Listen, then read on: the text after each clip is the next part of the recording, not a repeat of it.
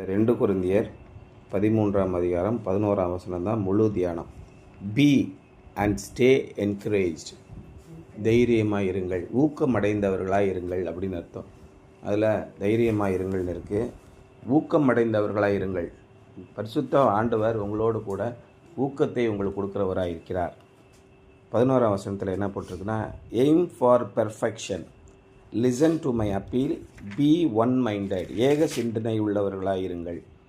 Aim for perfection, to err is human, to forgive is God அப்படின்னு ஒரு பழமொழி இருக்குது ஆங்கிலத்தில்.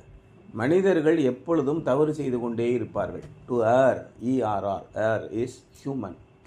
மனிதர்கள் என்றாலே தவறு செய்து கொண்டே இருப்பார்கள். டு ஃபர்கிவ் இஸ் காட், தேவன் மன்னிக்கிறவராக இருக்கிறார் அப்படின்னு இருக்கும். திரும்ப திரும்ப நாம் செய்த தவறே தான் செய்வோம். அதான் பவுல் என்ன சொல்கிறாரு, எய்ம் ஃபார் பர்ஃபெக்ஷன், நீங்கள் தேவனுக்கு முன்பாக நற்சீர் பொருந்துங்கள். எப்படி தான் சாத்தான் உங்களுக்கு அநேக தடைகளை கொடுத்தாலும், நம்ம வண்டி ஓட்டிக்கிட்டு நல்லா தான் போகிறோம், குறுக்கால 2 பேர் வந்து சைக்கிளில் வரும். அப்போ என்ன பண்ணுறது? இது ரொம்ப யோசிக்கணும் நீங்கள்.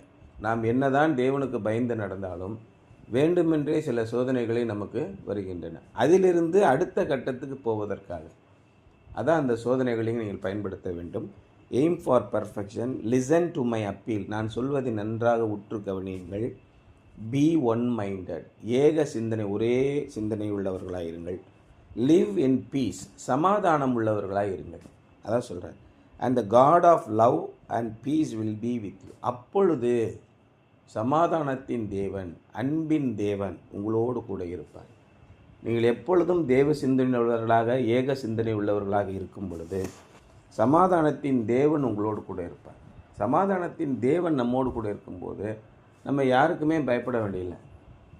எனக்கு அந்த ஒரு வரி நேற்றும் முந்தின நாளாக வந்தது.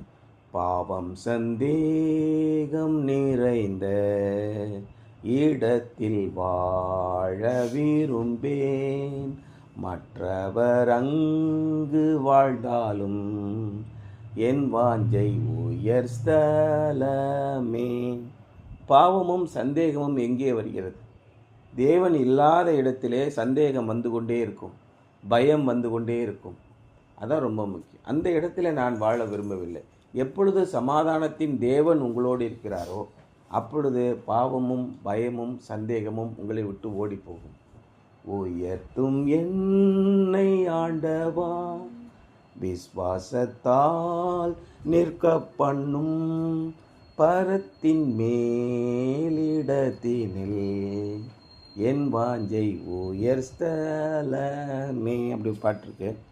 நாம் தேவனோடு எப்பொழுதும் இருக்க வேண்டும், ஏக சிந்தனை உள்ளவர்களாக இருக்க வேண்டும் என்பதுதான் பவுலுடைய கட்டளை. தேவன் அதைத்தான் விரும்புகிறார்.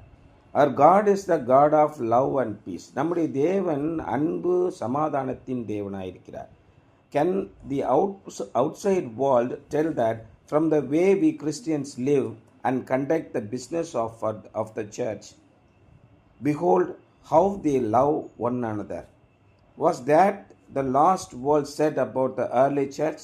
But it has been a long time since the church has earned that kind of commendation. நம்மை பார்த்து நம்ம பக்கத்து வீட்டுக்காரங்க, நம்ம சர்ச்சில் இருக்கிறவங்க, நம்ம கூட வேலை பார்க்குறவங்க, பார்த்தியா கிறிஸ்தவர்கள்லாம் எவ்வளவு அன்புள்ளவர்களாக இருக்கிறார்கள் என்று யாராவது சொல்லியிருக்கிறார்களா? இப்படி தான் ஆரம்பகால கிறிஸ்தவர்களை பார்த்து சொன்னார்கள், ஆதி கிறிஸ்தவர்கள். அவர்கள் அன்பிலே நிறைந்தவர்களாக எல்லாவற்றையும் பொதுவாய் வைத்து அனுபவித்தார்கள். இன்றைக்கு சுயநலம் வந்துவிட்டது. ஒருவேளை சாப்பாடு கொடுக்கணுன்னா ரொம்ப வலிக்குது, கொஞ்சம் போல் தண்ணி கொடுக்கணுன்னா எல்லாம் இப்போ தெரித்து ஓடுறான், மாளிகை கட்டுறான், கார் வாங்கி சும்மா நிப்பட்டி வச்சுருக்கான். எனக்கு தெரிஞ்சு நம்ம சர்ச்சில் 10-15 பேருவா காரை வாங்கி வீட்டுக்குள்ளே போட்டு அடைச்சி வச்சுருக்கான். வாரத்தில் ஒரே ஒரு நாள் எடுப்பான், மாதத்தில் 2 நாள் எடுப்பான். அதுக்கு 28 லட்சத்தை கொண்டே உள்ளே வச்சுருக்கான். ஆனால் ஒருத்தனுக்கு சாப்பாடு வாங்கி கொடுக்கணுன்னா மனசெல்லாம் வலிக்கும். இதை மற்றவர்கள் பார்த்து கொண்டே இருக்கிறார்கள். கிறிஸ்தவர்கள் இன்றைக்கு புத்திசாலிகளாக மாறிவிட்டார்கள், கன்னிங் ஃபெலோஸ். எப்படி தங்கள் பார்வைக்கு ஞானமுள்ளவர்களாய் மாறிவிட்டார்கள். யாராவது ஒருத்தர் மற்றவர்கள் நம்மை விட வித்தியாசமானவர்களாக இவர்கள் இருக்கிறார்களே என்று சொல்லியிருக்கிறார்களா? அதான் இவர் கேட்குறார். Can the outside world tell that From the way we Christian live and conduct the business of the church, நம்முடைய சபையை நாம் எப்படி நடத்துகிறோம், நம்முடைய வாழ்க்கையை எப்படி நடத்துகிறோம், நாம் எப்படி வாழ்கிறோம் என்பதை பார்த்து behold how they love one another. பாருங்கள், ஒருத்தர் எப்படி அன்பாக இருக்கிறார்கள், எப்படி நேசமாக இருக்கிறார்கள் சொல்ல முடியுமா? இதுதான் ரொம்ப முக்கியம். இதைத்தான் பவுல் சொல்லுகிறார். ட்ரை டு பி பர்ஃபெக்ஷன், அதான் சொல்கிறார், எய்ம் ஃபார் பர்ஃபெக்ஷன். இந்த அன்பிலே மேலும் மேலும் மேலும் வளர போங்க. அப்போ அன்பு என்றால் என்ன? எல்லா ஈர வெங்காயமும் எங்களுக்கு தெரியும், நீங்கள் மூடிக்கிட்டு போங்க.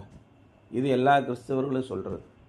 ஏன்னா 1 கொரிந்தியர் 13ஆம் அதிகாரத்தை படிச்சிட்டோம்னா அதுதான் உண்மையான அன்பு, அதுதான் உண்மையான வாழ்க்கை. யாரும் வாழ மாட்டான். எப்போ அவ்வளோவெல்லாம் போவானாயா, சும்மா 2 பேருக்கு ஒரு சோறு போடு, ஒரு அன்பாக சிரி, ஒரு நல்லா பேசு, செய்ய மாட்டான். நம்மகிட்டேருந்து எதாவது காசியை பிடிங்கிட்டு போயிடுவான், நம்ம சோத்தை பிடிங்கிட்டு போயிடுவான், இப்படியே தான் நினைப்பான். ரொம்ப எச்சரிக்கையாக இருங்க.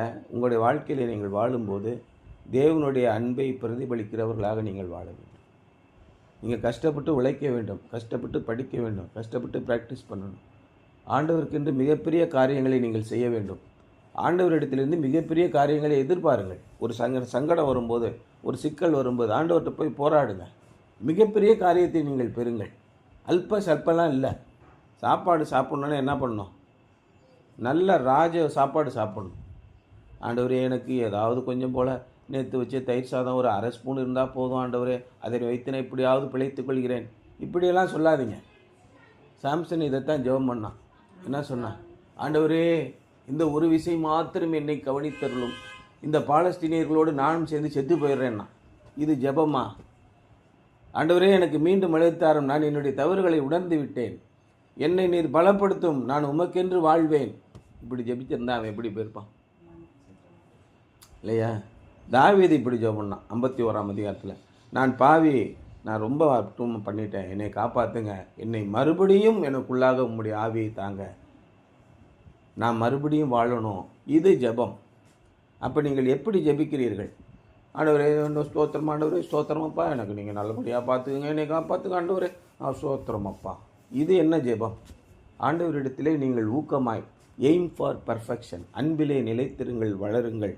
யாராவது உங்களை பார்த்து இவர்கள் கிறிஸ்துவனுடைய பிள்ளைகள் என்று சொல்லுகிறார்களா? உங்களுடைய பேச்சு, உங்களுடைய செயல்பாடு எப்படி இருக்குது? யோசனை பண்ணி பாருங்கள். நம்ம முயற்சிக்கணும். Was that the lost world? Behold how they love one another. Was what the lost world said about the early church.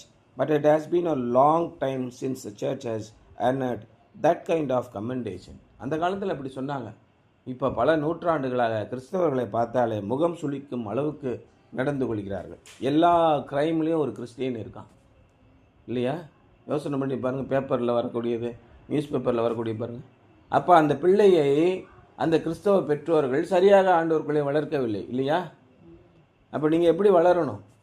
யோசனை பண்ணி பாருங்கள். ஆண்டவருக்கு முன்பாக பயபக்தி உள்ளவர்களாயிருங்கள். The competition in the Corinthian church resulting in divisions would have been eliminated if the people had only lived by God's grace and love.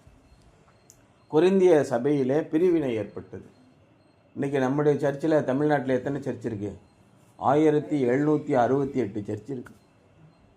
Iyer எனக்கு பிடிக்கலன்னு இவன் ஒரு குரூப் ஆரம்பிப்பான், இவன் பண்ணணும், இவனை நம்பி வந்தேன், இவன் சரியில்லைன்னு அவன் புதுசாக இன்னொரு குரூப் ஆரம்பிப்பான். மொத்தம் இருக்கிறதே 58 பேர், அதில் 40 பிரிவு இருக்குது. ஏக சிந்தை என்பதே இல்லை. கிறிஸ்துவுக்காக ஒருவரை ஒருவர் மன்னியுங்கள் அப்படின்னு பவுல் சொன்னார். அதெல்லாம் நடக்காது. அவன் பேசிட்டு போகிறான், திரும்ப போய் அவங்கள்ட்ட சிரித்து பேசுங்க. ஏதோ அர்த்தத்தில் சொல்லிட்டாங்க. அப்போ ஏன் நீங்கள் அப்படி பேசக்கூடாது? ஏன் ஆண்டவருக்காக வாழக்கூடாது? அதைத்தான் அவர் சொல்கிறார். கொரிந்திய சபையில் அவ்வளோ பிரிவினைகள். அவர்கள் ஆண்டவருக்குள்ளாக கிருபையிலும் அன்பிலும் வாழ்ந்திருந்தால் இந்த பிரிவினைகள் வந்திருக்காது. The church is a miracle and only the miracle ministry of God can sustain it. நம்முடைய சபை என்பது தேவனுடைய ஒரு அதிசயம், ஒரு அற்புதம். தேவனால் மட்டுமே ஒருமைக்கும் கொண்டு வர முடியும். நீங்கள் ஒருத்தருக்கு ஒரு மனசாபம் வருதா, உங்களுக்கு மனத்தாங்களாக இருக்கா, நீங்கள் ஆண்டவர்கிட்ட போய் சொல்லுங்கள், நேராக அவர்கிட்ட போய் கேட்காதீங்க. அப்போ சமாதானத்தின் தேவன் உங்களோடு இருப்பார். எப்படி? அதானே இன்னைக்கு சொல்கிறாரு.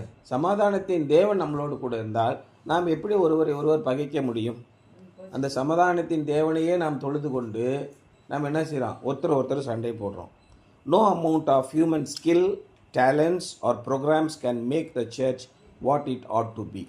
நீங்கள் என்ன தான் திட்டம் போட்டாலும், சபைகளில் புதிதாக விருந்து நடத்தினாலும், குடும்ப பண்டிகைகளை நடத்தினாலும், ஸ்தோத்திர பண்டிகைகளை நடத்தினாலும், என்ன திட்டங்களை போட்டாலும் ஒன்றாக்க முடியாது. சபையை ஒன்றாக்குவது தேவனுடைய வேலை. அதான் சொல்கிறார், no amount of skills, talents or programs can make the church what it ought to be. Only God can do it. தேவனால் மட்டுமே செய்ய முடியும். If each of us is depending on the grace of God, walking in the love of Christ and participating in the fellowship of the Spirit, then we will be a part of the answer and not a part of the problem. நாம் ஒவ்வொருவரும் ஒரு விஷயம் நடக்கும்போது, ஒரு சோதனைகள் வரும்போது, ஒரு பாடுகள் வரும்போது நாம் தேவனையே பார்த்தோம் என்றால், பக்கத்தில் இருக்கிறவனை கடுத்து சட்டையை பிடிச்சி இழுத்துட்டு அவன்கிட்ட கேள்வி கேட்காம ஆண்டவர்கிட்ட போய் சொன்னோம்னா, எல்லாம் சமாதானத்தின் தேவன் நம்மோடு கூட வருவார். சபை ஒன்றாக இருக்கும். அவன் தன்னுடைய எண்ணத்தினாலே, தன்னை பெரியவன் என்று நினைப்பதினாலே இத்தனை பிரச்சனை வருது. உன்னையோட ஒன்று நாங்கள் ஒன்றும் குறைஞ்சி போலையா அப்படின்னு எப்போ நம்ம நினைக்கிறோமோ அங்கே பிரச்சனைகள் வருகிறது. அடுத்து என்ன போட்டிருக்கு, and being a benediction to others, we will be living this benediction and being a benediction to others. நாம் இந்த ஆசீர்வாதத்திலே, இந்த தெய்வீக அபிஷேகத்திலே நாம் நிலைத்திருப்போம். மற்றவர்களுக்கு நாம் இந்த அபிஷேகத்தை கொடுக்கிறவர்களாக இருப்போம். இதான் ரொம்ப ரொம்ப முக்கியமான ஒரு விஷயம். அப்போ நாம் அன்புள்ள ஒரு வாழ்க்கை, ஆசீர்வாதமுள்ள ஒரு வாழ்க்கையை நீங்கள் எப்படி வாழ்ந்தீர்கள்? ஆசீர்வாதம்னா என்ன? இம்மையிலும் மறுமையிலும் நீங்கள் ஆசீர்வதிக்கப்பட்டிருக்க வேண்டும். சகல செல்வங்களும் உங்களுக்கு இருக்க வேண்டும். சகல கணமும் உங்களுக்கு இருக்க வேண்டும். நீங்கள் தேவனுடைய பிள்ளைகளாக இருந்தால், நீங்கள் ராஜாவினுடைய பிள்ளைகளாக இருந்தால் எப்படி இருப்பீர்கள்? அத்தனை ஐஸ்வர்யங்களும் உங்களுக்கு இருக்க வேண்டும். எப்பொழுது இருக்கும்? நீங்கள் சமாதானத்தின் தேவன் உங்களோடு கூட இருக்கும்போது நீங்கள் ஆசீர்வதிக்கப்பட்டவர்களாக இருப்பீர்கள். சமாதானத்தின் தேவன் எப்பொழுது உங்களோடு கூட இருப்பார்? நீங்கள் தாழ்மையுள்ள மனசாட்சி உள்ளவர்களாக இருந்தால் உங்களோடு கூட இருப்பார். ஏக சிந்தனை உள்ளவர்களாக இருங்கள். எய்ம் டு பி பர்ஃபெக்ட், இல்லையா? இதான் இன்றைய நம்முடைய வசனம். B encourage and encourage others. நீங்கள் தேவனாலே ஊக்கம் அடைந்தவர்களாக இருங்கள், மற்றவர்களுக்கு ஊக்கத்தை கொடுங்கள். சரியா? Something to Pander today. What things do you do to try to build unity with other believers? நீங்கள் மற்ற விசுவாசிகளோடு ஒரு ஒற்றுமையை உருவாக்குவதற்காக, கட்டமைப்பதற்காக நீங்கள் என்ன செய்ய முடியும்? இன்றைக்கு யோசனை பண்ணி பாருங்கள். இந்த சிந்தனையிலே இருங்க. சபையில் அநேக பிரிவினைகள் இருக்கின்றன. அவர்களை எல்லாம் நாம் பிரித்து நாமும் ஒரு குழுவிலே இருக்கக்கூடாது. நாம் எல்லாரோடையும் பேச வேண்டும், எல்லாருக்கும் நடுவாக இருக்க வேண்டும். இதுக்கு நீங்கள் என்ன செய்ய முடியும்? யோசனை பண்ணி பாருங்கள். நம்மால் செய்யக்கூடிய காரியம் இன்றைக்கு என்ன?